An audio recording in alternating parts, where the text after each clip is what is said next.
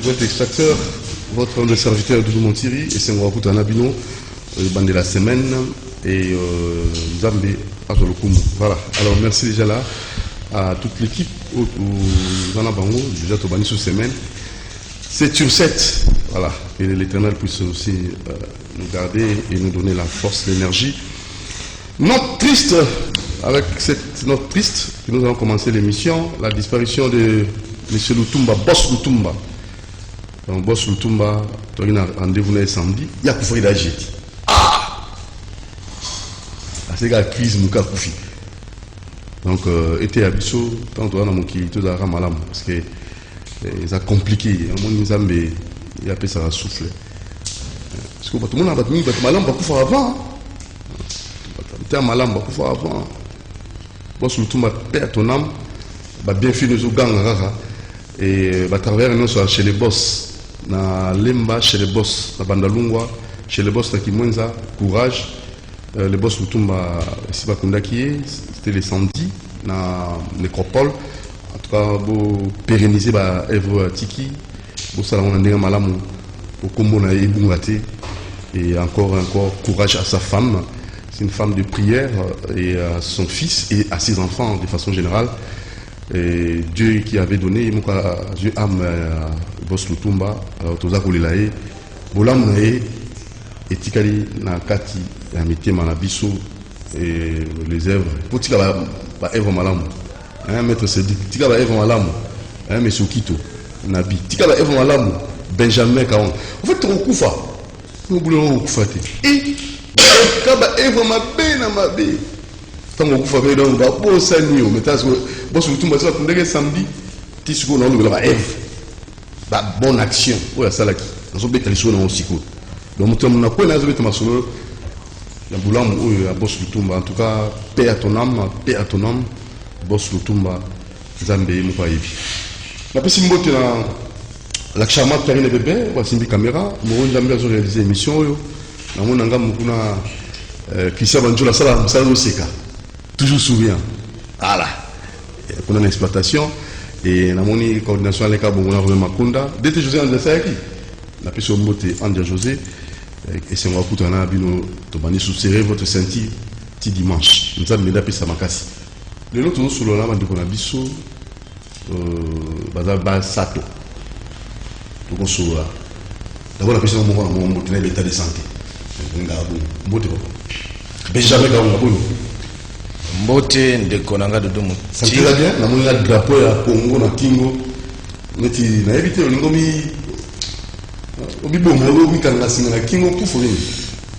oui, en fait, ndeko nanga Doudou Montiri, je m'incline d'abord na mémoire ya bandeko na biso o bouti tomber les sous na butu ya lelo. C'est trop ça.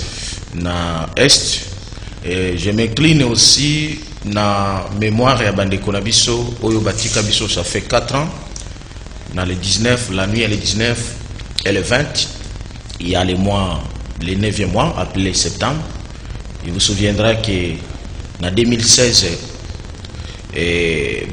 terroriste ya AFDEL et plus continuité nango oyo bazo benga ngo lelo FCC bakenda ki pe ko boma bandeko na biso, ils ont eu à tuer nos frères, dont certains bazalaki congolais militants ya IDPS au Batumbamaki na kati et na bandeko na biso mususu. Je m'incline na mémoire ya bango et surtout je demande la vengeance divine et s'exercer contre oyo nyonso bazoboma ba congolais qui sont là malheureusement, et aussi interpeller biso nyonso naïfité na biso pe ezo permettre batwana bazala na biso. Oteko tuna par rapport à drapeau, c'est ce qui fait que je m'incline et je suis révolté parce que en principe mon drapeau il est dans la couleur rouge. Couleur rouge ils ont représenté Makila. Et le principe, la signification à Makila oyo, il fallait qu'on se rappelle na bandeko oyo bakufa pour na toza la indépendance. En réalité, on devait mettre fin à des morts d'engezo sale malelo. Mais malheureusement, à cause de la naïveté à biso ba congolais, tozi race moko de vipères, race de Caïens, les Tutsis, les Nilotiques, on est avec eux botie bango bakomi bakonzi na bino bozo yembela bango partout et c'est comme ça que bazo communiquer beaucoup plus les morts. Non, na Rwanda bien aujourd'hui. Non, mais na Congo, bato bazo kufa na Congo. Non, baza awa. Mais c'est le Rwanda qui dirige la RDC. Mais évidemment. Pays indépendant. Non. 60 ans après l'indépendance.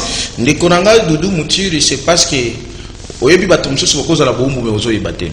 C'est pourquoi na lingi na interpeller bande konabiso particulièrement ba dirigeant ya IDPS pour ba organiser qui manifestation pour commémorer bande konabiso bazo benga martyr ya ba militants de l'IDPS.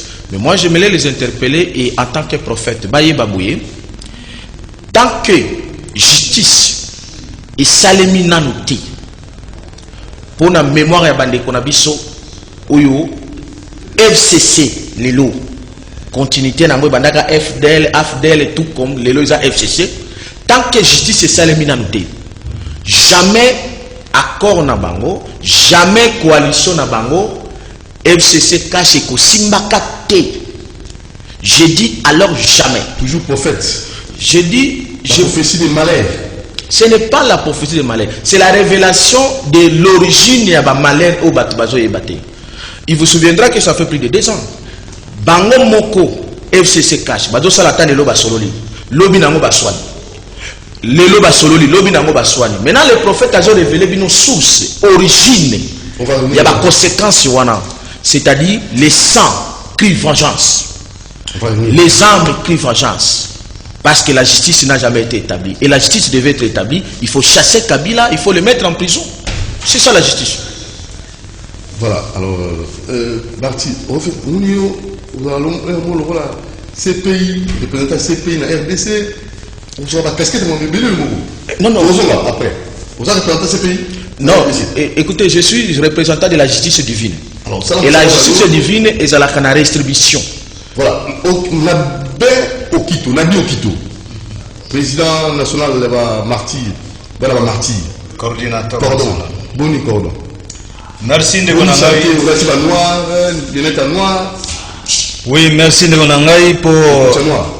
Oui, toti kobungisa bandeko na biso na est na butu ya lelo lisusu tokosepela te po tokoza pe na esengo te po tant que moko na biso aza kokufa na kati ya mboka oyo na ba système que Nations Unies eplanta biso na mboka oyo parce que Nations Unies nde azali à la base ya déstabilisation ya Congo.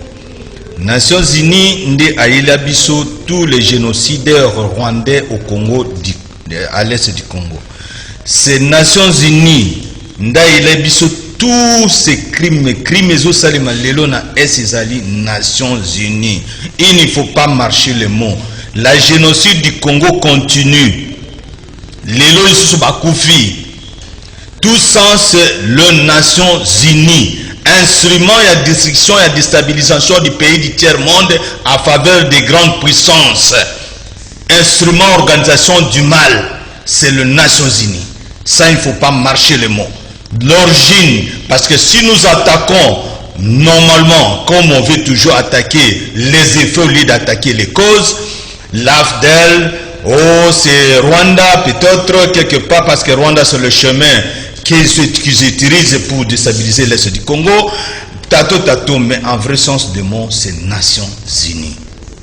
À la tête, la France avec son fameux opération turquoise, qui sont les pays de l'OTAN, qu'ils viennent prendre les Rwandais qu'ils ont amenés au Congo, les génocidaires rwandais qu'ils ont amenés au Congo, les Congolais meurent chaque jour. Nations Unies, nous allons quitter les Nations Unies pour l'organisation des mondes unis qui va remplacer les Nations Unies, une organisation du mal, de l'incarnation du pays du tiers-monde. Mais ailleurs, les gens, il y a développement dans ce pays, pas nous, Nations Unies. Nations Unies est à la base de la mort de Patrice Emery Lumumba. Nations Unies est... Monsieur, ils sont déjà dévoilés. Aux Congolais ou n'est pas Congolais? Ah, parce que c'est gauche, droite, même à côté. Normalement, l'ONU Yenda Boma Lumumba, ils ont dévoilé, ils ont demandé même pardon. Hollandais. Bah ça c'est un pardon. Nations Unies c'est un pardon. États-Unis c'est un pardon. Et il continue avec le chemin. Le chemin, c'est quoi? Parce que dans 400 années ici, l'Europe et l'Occident est cause à l'habitable été. Alors le pays combattant en Afrique centrale, la plus belle femme du monde, c'est la République démocratique du Congo. Donc il faut faire maintenant ce qu'il faut pour que mater, tuer, faire la génocide au Congo, derrière les Tutsis, et il se vient dans notre pays s'installer. Alors les Tutsis, la politique et l'économie, c'est ça le plan de Apirima. C'est ça le plan de l'Apirima. Donc voilà les gars, mbote na pesa ki. Mbote mingi na ba Congolais nyonso. Donc bino Benjamin Kaonga na dio ki to botama na problème. La pesa ka moto bonjour, comment ça va? Bonne réponse. Bonjour maître Seti, comment ça va? Bonjour. Donc ba Congolais ba temble la moto na dossier. Hein? Bonjour tout mon tir, comment ça va? Maître boss tout mo to kufa ki je dinga ngem ke sam. Ah, c'est vrai? Non, on dit souvent en disant mais pour te vivre le tout kufa. Voilà, bonjour, voilà la radio émission. Bonjour, bonjour Doudou Montiri, napesi ba téléspectateurs nyonso mbote, ba co-débatteur nanga na plateau, napesi bango pe mbote. Nzamba Sungi, apesi biso makasi, apesi biso pema, toye lelo. To l'équipe bango nelo côté en fait nyonso eza vanité. To l'équipe bango nelo côté nyonso yo eza vanité. Ye moko nzambe nde aza mokonzi na nyonso. Donc na sepeli na peso pe merci ndenge o invité nga na plateau pour na tokoka kolobela mboka parce que na sepelaka na yo mingi parce que olobela mboka en fait ba sujet oyo eza ya mboka tolobelaka batute et c'est ça l'important. Tolobela mboka mboka na biso ça fait 60 ans et c'est ngelito ko réfléchir komi tuna 60 ans après mboka na biso pona nini ba problème oyo ezosila te et c'est ngelito lobela yango tolongola moi ba passion tolongola moi ba appartenance vous avez la carte na na ce jour te nous sous yango et tout la passion tout la appartenance politique tout la tribalisme, voilà.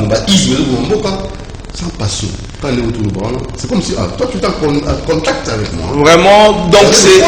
Nous avons vraiment, il y a un monde pena et l'autre pour ça là. Orientation, parce qu'il y a organisé marche mon groupe mercredi pour aller marche au niveau de livrer Congo. La personne, mais je ne vais jamais comment. Donc ils ont vraiment bon autolobé la Congo parce que les lots tozali komona la situation politique actuelle ya mboka est tellement désastreuse. C'est ils ont ça la passe komona les lots et que ba oyo tozali kobenga ba politique ba kambi au lieu ba réfléchir ba kanisa opona makambo oyo esengeli kobongisa mboka na biso bazali nde na bageger ya ba poste na bango ya koluka ngana zala nazonga na salame kozongo yozozonga. Est-ce que aussi otali oyo nini yo sali pona mboka? Qu'est-ce que le pays est bénéficié na apport na yo banda tout le temps oyo zala na pouvoir? Pays est bénéficié nini? Parce que oza na poso vanda, oza na posa au continuer, oza na posa au kende, mais apport na yo na mboka eza nini? En fait vous comprendrez que bango nyonso wana problème eza que bazilinde posa na bango eza nde ko se servir, parce que en réalité mutu moko te azali koya na makanisi lelo oyo batu tozolela guerre, lelo oyo batu bazolela nzala. Kinshasa oyo eza capitale eza miroir ya mboka. Mais mon frère, il y a de ce coin. Imaginez-vous à ma campagne, les gens peuvent faire 3-4 jours sans courant. Vous devez comprendre que tous kende de pire en pire. Mais on y va réfléchir. Qu'est-ce qu'il faut faire pour n'akoper sa maboko na mboka et kende liboso?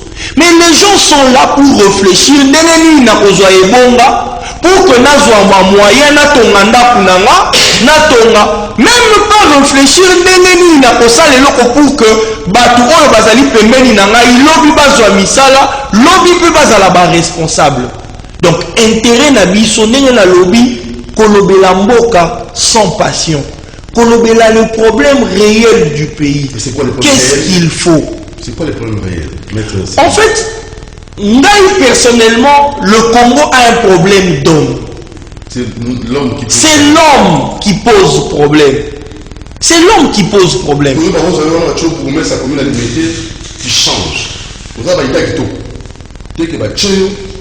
C'est ça le problème de l'homme congolais. C'est un système tous les années. En fait, l'homme congolais d'abord doit changer en quoi faisant? En aimant son pays. En aimant son pays. Parce que, Tozo Kanisaka, lorsque Bachelo et Sika, Oyo Sengeli Kosala, Oyo Zo Kanisa, Oyo Sengeli Kosala, Ne Sengeli Kosala, non. Et Sengeli Kanisa, Nengeni Baninga, Baye, Oyo Mususu Bazali tout autour, na Yope Bakoki ko se retrouver. Yo Kakate, Bachelo ne Bonga. Esengeli o réfléchir ndenge nini esika oyo ozali esengeli ekende liboso. Je donne un exemple. Est-ce qu'on constate qu'un ministre qui vient a vu ministère et l'on liboso ezana nous kobanda ko réfléchir ba prime ya ma mission de voyage ndenge nini ye esengeli ba frais de fonctionnement. Or na ministère na ye par exemple, na affaires sociales, na pas exemple et affaires sociales. Vous savez que le ministère de des affaires sociales est un ministère où ils ont belé, na bado belé. Je vous dis vrai. Tu vas me voir. Je vous dis, c'est parmi les ministères où le donateur bazalaka ebelé. Les ministères des Affaires sociales, vous savez une chose, la plupart des ONG ont les anamboka à caractère social. Vous savez que ces ONG-là dépendent du ministère des Affaires sociales. Donc, le ministère des Affaires sociales a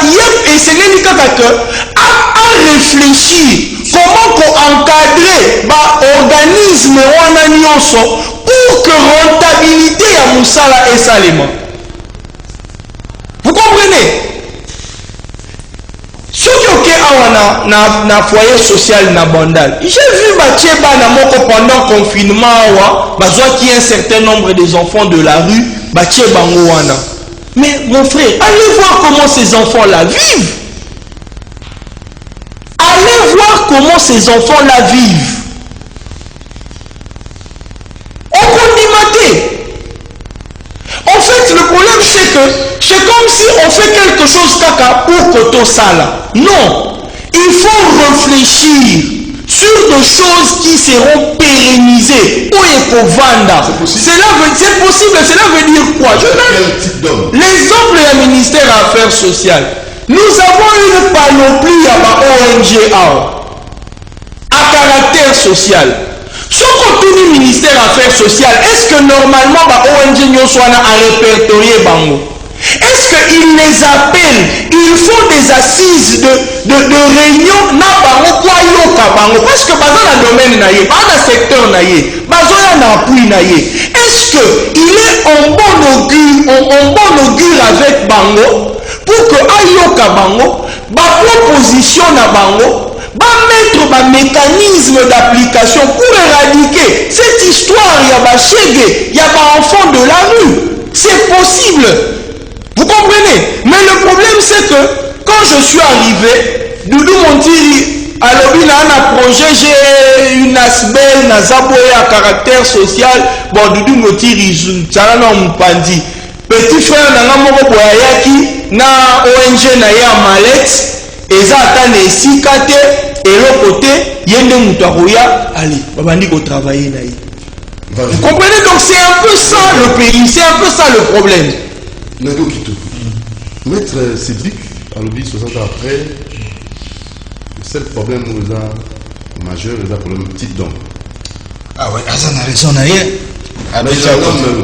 Abeti à côté, mais le problème est toujours d'abord système où ils allaient impliquer dans le déboulonnage, comme a dit le chef de l'État. Donc le problème que nous en avons ici, c'est le système. Système de l'occupation. On ne peut pas parler de social maintenant tant que nous sommes encore dans l'occupation. Nous devons focaliser tout Congolais. Maintenant, nous ne parlons plus autre chose et de parler de la génocide du Congo. Bandegonanga ba combattant, on a eu combattant en Afrique du Sud. Président chargé de stratégie, Bana Captain Boyebinga. Ah, vous êtes combattant? Combattant. Dans l'époque, je suis combattant, président chargé de stratégie. Vice Nazal, M. Lukusa, Ayebi. Président Nabiso, pasteur, bienvenue. Ayebi, na Captain Bayebi. Je suis combattant. Na aussi on a combattant tout ici là tout Boali, Londres, France, Belgique, Allemagne, Afrique du Sud, États-Unis, partout ici là vous allez combat contre les musiciens ici. Na moko na bino na sengi bino. Boke jonoko, bokila lokondo a grand tete mutao lobanoti. Tika ba combat ba musiciens.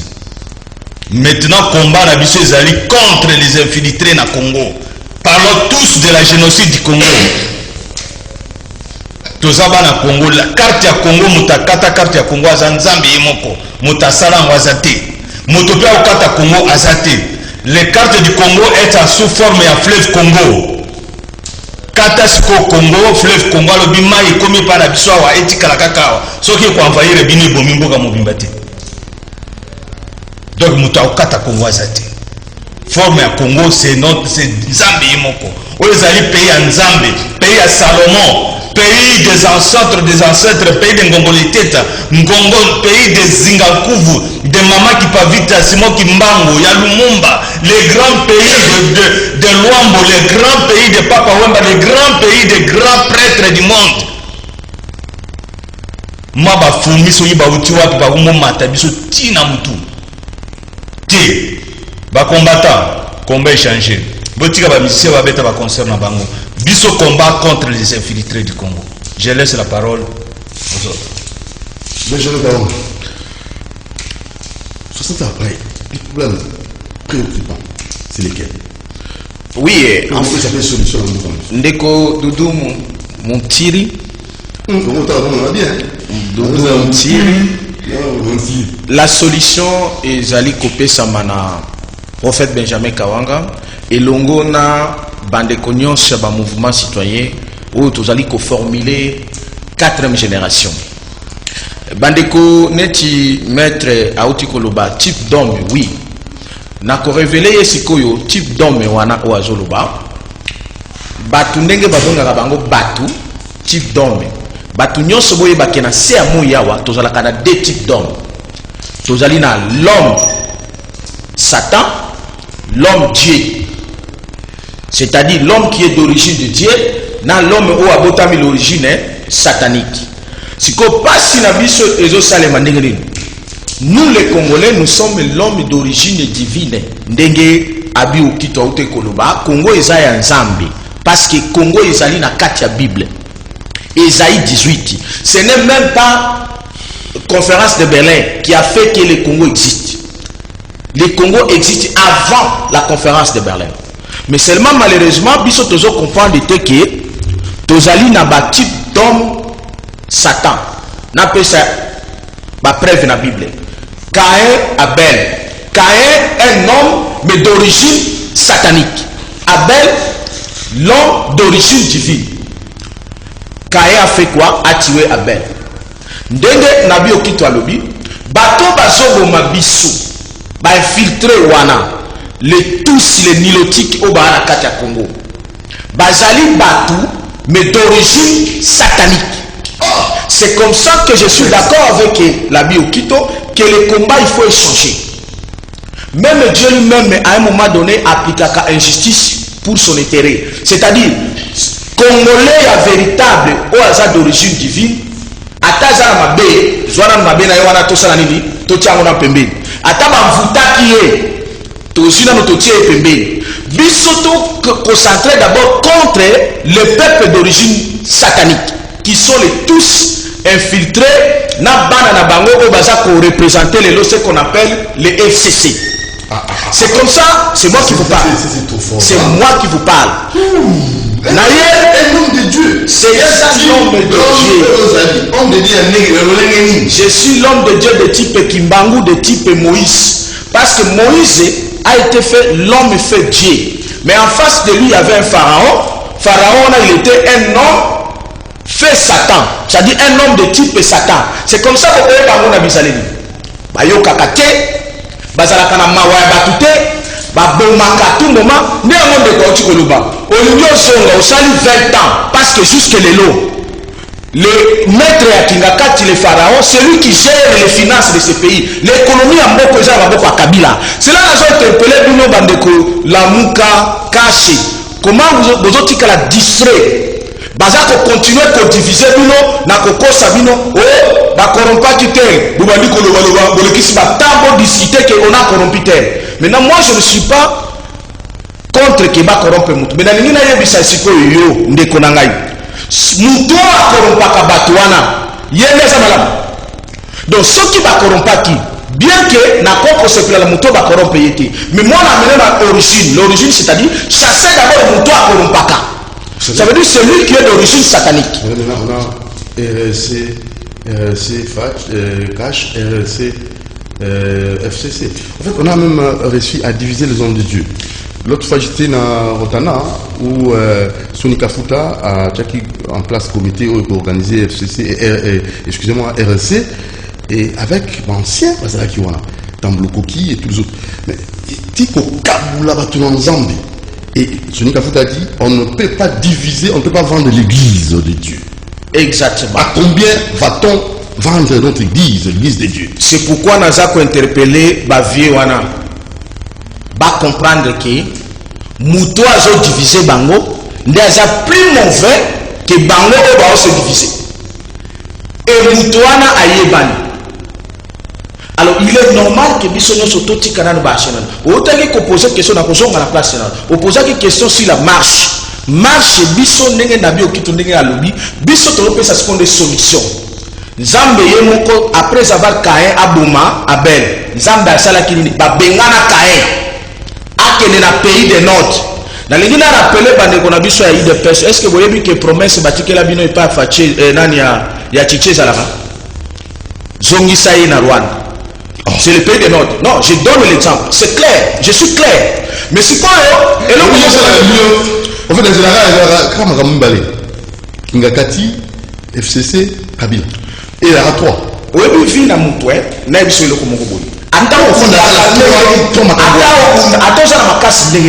Soko oyebi ko identifier ennemité bakuna nyonso ko bete ko za la pam na bio kito auto ko lo ba Nations Unies naza d'accord na ye c'est que génération consciente to za lelo to comprendre que Nations Unies agir akaye mon côté agir akana bato na kati na biso c'est que biso to ko kende ko senga Nations Unies ko zo bango te eza faiblesse pour Nations Unies ko ya ko zo bango te parce que yene mto atinda bango biso siko photo benga na bato wana tangu batona bakozonga Nations Unies moko bako naza kolakisa yo akolongwa naza kolakisa yo la quel moyen roi à Belgique abando fa na Belgique bon c'est 2022 non non c'est maintenant cette année c'est cette année je vous le dis l'ouragan est en marche la zongi sendo que l'ouragan est en marche le 23 tozo banda ko benga na ambassadeur rwandais biso nyonso ba congolais le 23 mercredi to bandi na rompo wilili tina ministère des affaires étrangères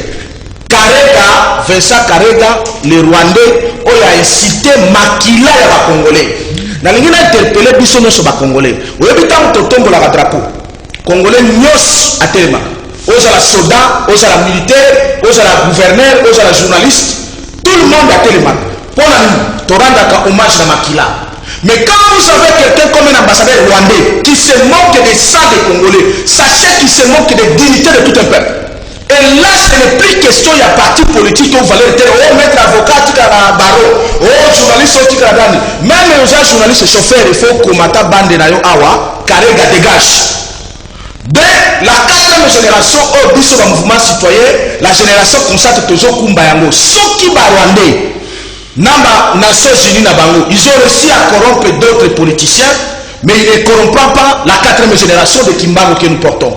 Nous disons, ba Congolais na ba Congolais le 23 mercredi, toujours ça la moubangé la manifestation. Carré, parmi ma première infiltrée, eux ba bengana na fille d'ici de Sika, Ndekonangai Dabio Kito Zalaka, ba déclaré personne non en grade. Mais le corps là va s'occuper Congo, ba tiner la Congo. On a une quoi pour Bouma, parce que c'est terroriste. Et pour Bouma, abandonner d'abord pour Sakarana, toujours des qualificatifs. Mais parce qu'ils sont tels qu'ils sont. On appelle le chef par son nom. On veut chasser notre fois. Alors, nous étions. L'autre fois, on veut chasser. Nous étions à l'ambassade. À Kenya Lamte. Gouvernement le Baki Nabiso Kenon. Et Yoki a dépassé la borne. Bakosala la mesure. Mais tu constates que la mesure à moi, je n'a pas si Nabio Kito raison. Parce que Bango ne va s'occuper Biso. Bango ne va se diriger par gouvernement à Biso. C'est comme ça. Bango va diriger par gouvernement à Biso, mais Bango diriger Biso peuple. Nous sommes souverains. La souveraineté nous appartient.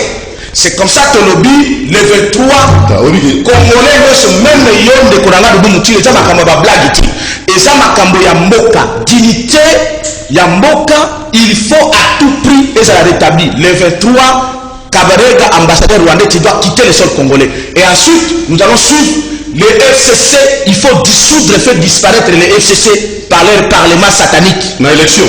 Pas question élection. La révolution populaire est divine. Maître Cédric, le problème à Congo, pour identifier les types d'hommes.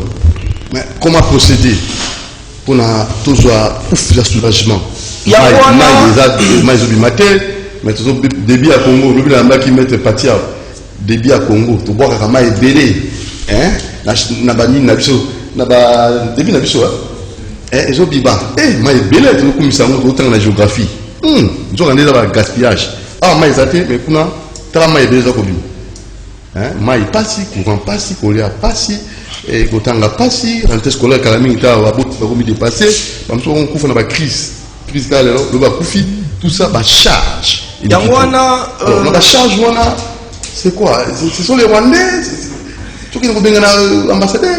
La charge, tout qui nous prend FCC, on veut comment? Donc c'est la 2023.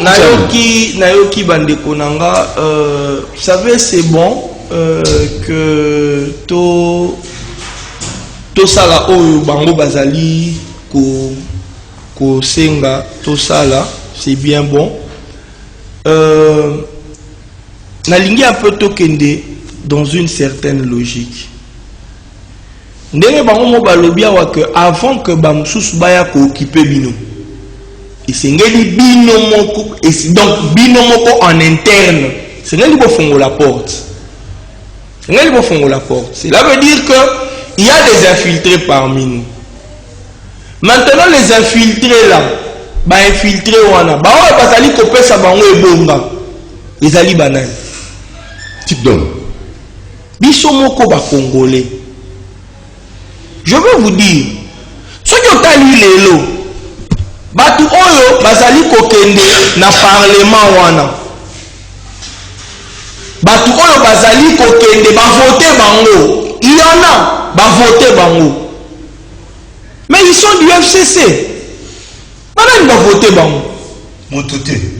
Ba voter bango te. Vous savez,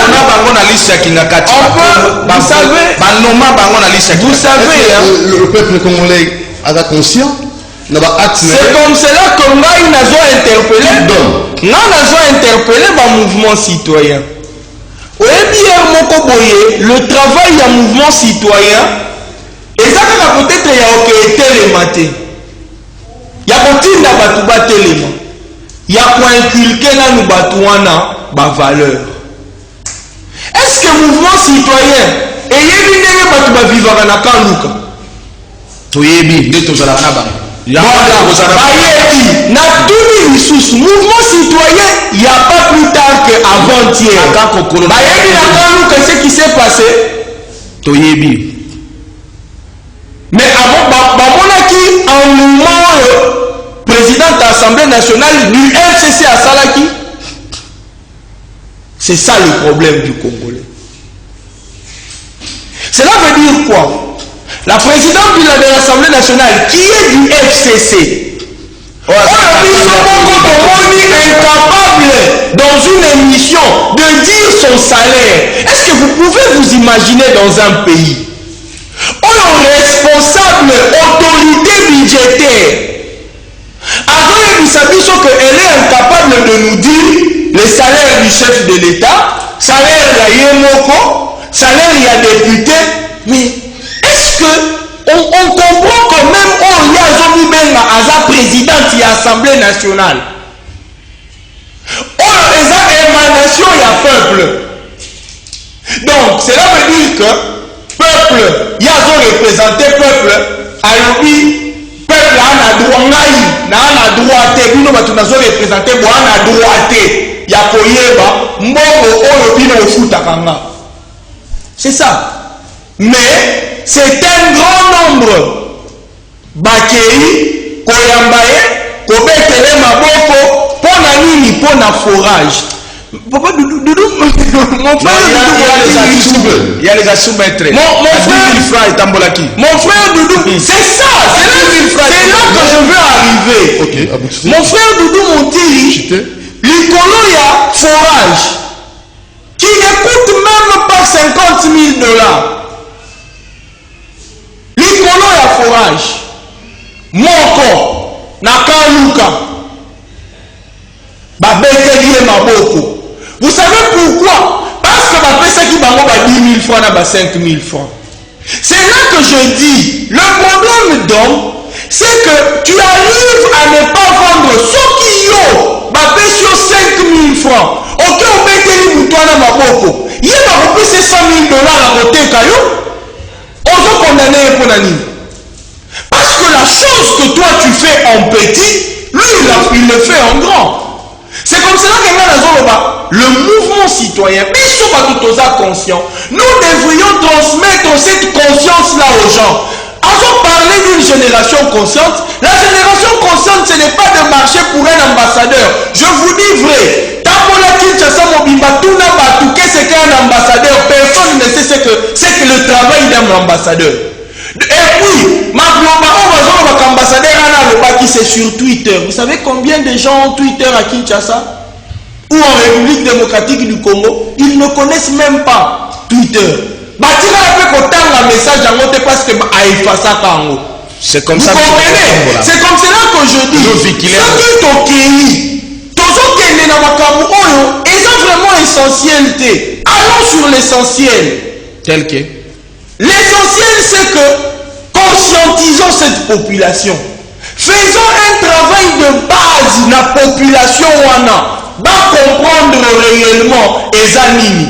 Que ceux qui m'apprécient aux 10 000 francs congolais pour un politicien et que l'homme au Kouffinzala, il y a 10 000 francs aux Ouaki.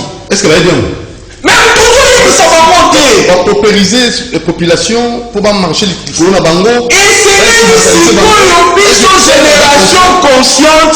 génération consciente, la société civile, Moussala Tokosala, parce que comme si on met la charrue devant le bœuf. Avant le bœuf. Il faut qu'on kende. Qu'on connaît sa population, tika qu'on aura 5 000 francs. Parce que 5 000 francs est possible, ça va pas il y a à peu près 5 000 francs à régner sur l'eau pendant 10 ans. À peu près à 100 francs au Koufanzala. C'est ce que nous devrions inciter la population à avoir avant de retenir la Kamousou. Parce que ceux qui vont comprendre en haut, révolte dans la tacite. Merci, type d'homme. C'est toujours Elokozo insister dans le il y a bien, mais pour Nangaï, ce que nous passons ici dans les plateaux de réflexion, c'est pour sensibiliser la population.